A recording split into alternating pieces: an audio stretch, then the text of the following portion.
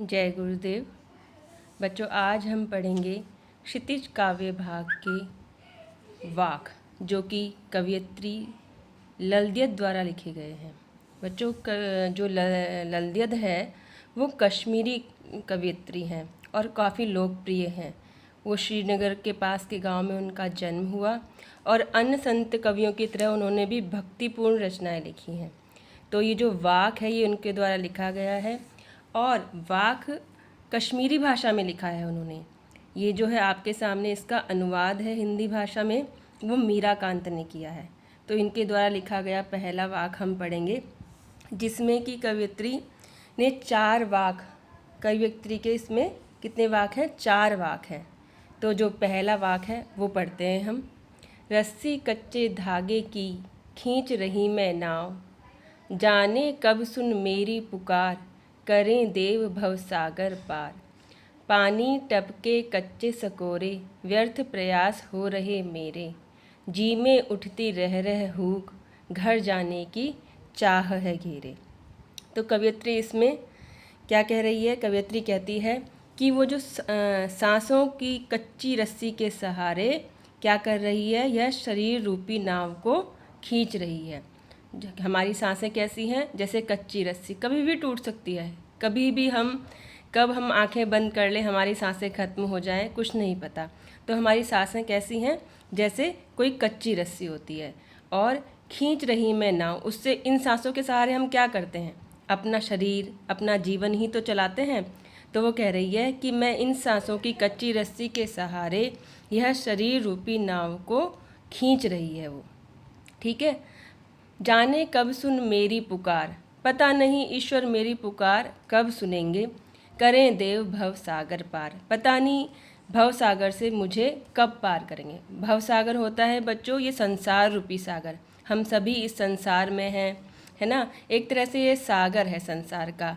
इसमें हमें इसकी मौजें कब हमें सुख देती हैं, कब दुख देती हैं, तो कुछ नहीं पता। तो ये भगवान जो हैं, जब हम उनका स्मरण करते हैं, उनकी शरण में जाते हैं, तो वो हमें इस भवसागर से आराम से पार कर देते हैं, है ना।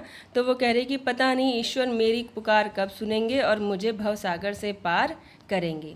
पानी टपके कच्चे सकोरे, व्यर्थ प्रयास हो रहे मेरे। वो कह रही है जिस प्रकार कच्चे सकोरे होते हैं, कच्ची मिट्टी के बने बर्तन जो होते हैं, तो वो कह रही है जैसे कच्ची मिट्टी के बने पात्र बर्तन से पानी टपक टपक कर क्या होता है? कम हो जाता है ना।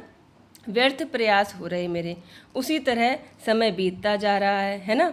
जैसे पानी से टपक टपक कर, मिट्टी के पात्र से टपक टपक कर पानी कम हो रहा है, वैसे ही समय बीतता जा रहा है और व्यर्थ प्रयास हो रहे मेरे। प्रभु को पाने के मेरे प्रयास व्यर्थ सिद्ध हो रहे हैं, अर्थात मुझे सफलता नहीं मिल रही है। जी में हुटती रह हुक, घर जाने की चाह है घेरे। कवयित्री के मन में बार बार हुक होती है पीड़ा, वेदना, बार बार एक ही पीड़ा उठती है कि कब वह इस नश्वर संसार को छोड़कर घर जाने की चाह। घर से तात्पर्य यहाँ प्रभु से मिलन है कि प्रभु की शरण में मैं कब जाऊँगी, तो प्रभु के पास पहुँच जाए। उसका मन करता है, उसके मन में यही पीड़ा उठती है कि कब यह नश्वर संसार छोड़कर वह प्रभु के पास पहुंच जाए और सांसारिक कष्टों से मुक्ति पा जाए। तो बच्चों, इसकी भाषा अत्यंत सरल है। अगला पद्यांश है, खा खाकर कुछ पाएगा नहीं, न खाकर बनेगा अहंकारी, सम खा तभी होगा संभावी, खुलेगी साकल बंद द्वार की। अब यहाँ पर कवयित्री ये जो वाक है इसमें मनुष्य को मध्यम मार्ग अपनाने की सीख दे रही है और कह रही है, क्या कह रही है कि हे मनुष्य, खा खा कर कुछ पाएगा नहीं।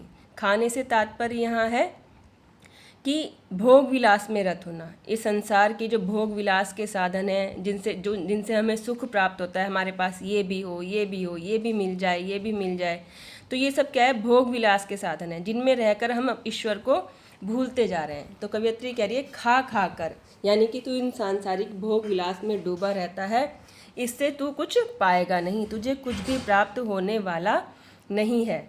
और न खाकर बनेगा अहंकारी। और अगर तू ये सोचता है कि मैं इन भोग विलास में ना पड़ूं, मैं तपस्या सब कुछ छोड़ दूं, घर परिवार सांसारिक मोह माया ये सब छोड़ दूं, तो तू इस भोग विलास के खिलाफ अगर तपस्या त्याग का जीवन अपनाएगा तो मन में तेरे क्या हो जाएगा, न खाकर यानी कि ये सब ना अपनाकर तू कैसा बन जाएगा, अहंकारी। अरे मैं तो बहुत बड़ा तपस्वी हूँ, मैं तो बहुत साधना करता हूँ, तो तेरे मन में अहंकार जन्म लेगा। सम खा तब होगा समभावी। सम से तात्पर्य है मध्यम मार्ग, है ना। तो इनके बीच का मध्यम मार्ग अपना। मध्यम मार्ग क्या है, ना तो भोग विलास में रत रहना और ना ही बिल्कुल सब कुछ त्याग कर तपस्या में चले जाना, ठीक है।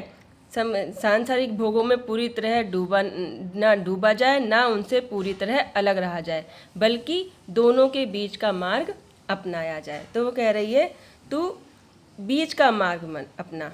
भोग त्याग सुख दुख के मध्य का मार्ग अपनाने से ही खुलेगी सांकल बंद द्वार की। प्रभु भक्ति के का बंद द्वार खुलेगा और प्रभु से मिलन होगा। अगला पद है, अगला वाक है, आई सीधी राह से गई न सीधी राह, सुषुम सेतु पर खड़ी थी बीत गया दिन आह, जेब टटोली कौड़ी न पाई, माझी को दूं क्या उतराई। अब कवियत्री इसमें क्या कह रही है कि मैं तो, ईश्वर ने तो मुझे प्रभु भक्ति के लिए भेजा था, संसार में ईश्वर इसलिए तो भेजता है, हम यहाँ आकर पता नहीं कौन कौन से माया जाल में फंस जाते हैं। तो वो कह रही है कि प्रभु की प्राप्ति के लिए वह संसार में सीधे रास्ते से आई थी, सीधी राह से, लेकिन यहाँ आकर मोह माया आदि उलझनों में फंसकर क्या हो गया, वो अपना रास्ता भूल गई।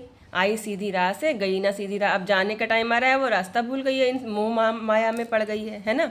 सुषुम सेतु पर खड़ी थी बीत गया दिन आह, वह जीवन भर सुषुम्ना नाड़ी के सहारे कुंडलिनी जागरण में लगी रही और बीत गया दिन आह। ये दिन बीतने से तात्पर्य है कि मेरा जीवन बीत गया। उसने अपनाया भी तो हर व्यक्ति अलग अलग प्रकार से ईश्वर को पाने का सोचता है। तो हठ योग वाले क्या करते हैं, सुषुम्ना अपनी नाड़ी जागृत करने का प्रयास करते हैं योग साधना के सहारे। तो कवियत्री कह रही है मैं सुषुम्ना नाड़ी कुंडलिनी जागरण में लगी रही हैं और उससे मुझे कुछ प्राप्त तो हुआ नहीं और इसी से सारा मेरा जीवन बीत गया। अब क्या हुआ, जेब टटोली कौड़ी ना पाई। जीवन के अंतिम समय में जब उसने जेब में कुछ खोजा तो कुछ भी न था।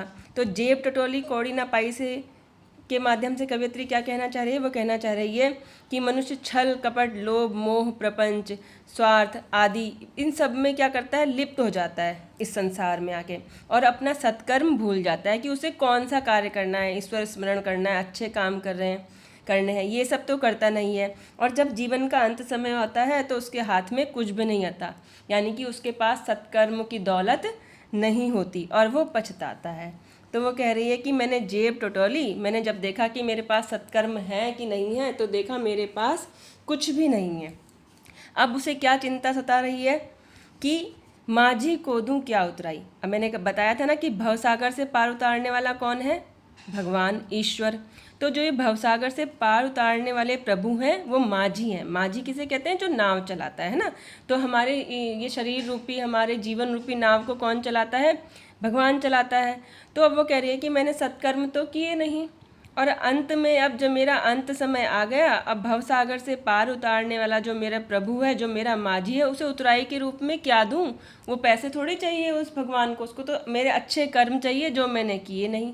तो वो कह रही है अब मैं तो इसी चिंता में हूँ, मुझे चिंता सता रही है कि भवसागर से पार उतारने वाले प्रभु रूपी माझी को मैं उतराई के रूप में क्या दूंगी।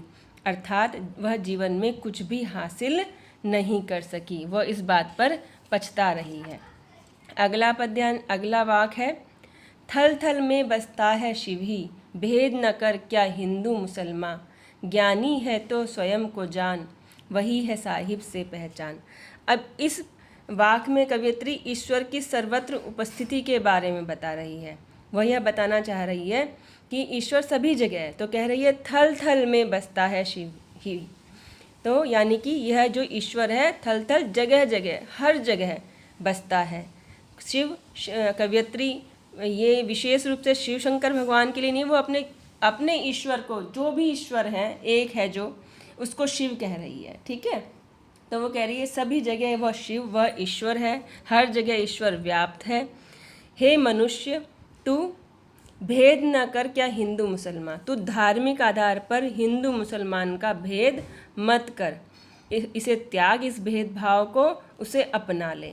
ज्ञानी है तो स्वयं को जान, ईश्वर को जानने से पहले तू खुद को पहचान। स्वयं को जान, खुद को पहचान। अगर तू सच्चा ज्ञानी है तो तू पहले ईश्वर को जानने से भी पहले स्वयं को पहचान। अपना आत्मज्ञान कर, वही है साहिब से पहचान। इससे प्रभु से पहचान आसान हो जाएगी। जब तू पहले स्वयं को जानेगा, अपना आत्मज्ञान करेगा, तो इससे प्रभु से पहचान आसानी से हो जाएगी। अर्थात ईश्वर ही तो आत्मा रूप में हम सभी में निवास करता है। जब तू स्वयं को जान लेगा तो ईश्वर से पहचान तो अपने आप हो जाएगी, ईश्वर तुझे अपने आप मिल जाएगा।